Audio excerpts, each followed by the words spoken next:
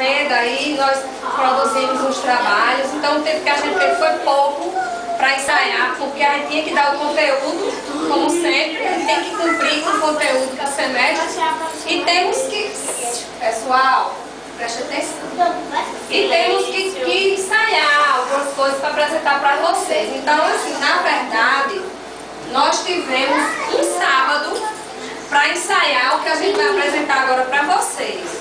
Um sábado só, foi o sábado passado.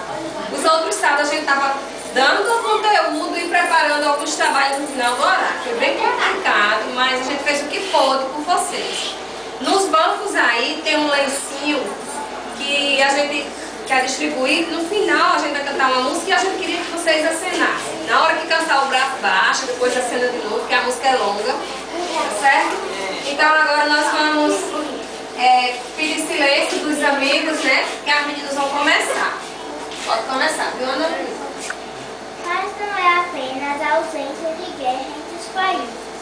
Para se garantir que todas as pessoas tenham moradia, comida, roupa de educação, saúde, amor e compreensão. Ou seja, boa qualidade de vida. Para cuidar do ambiente em que vivemos, garantir a boa qualidade de água, o saneamento básico, a despoluição do ar e o bom aproveitamento da terra.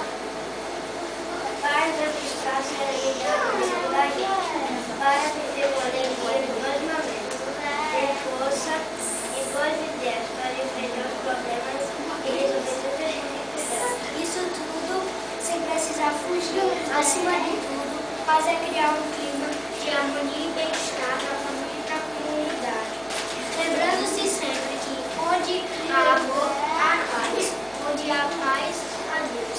E onde há Deus, nada falta. Pronto, essa era a poesia dela.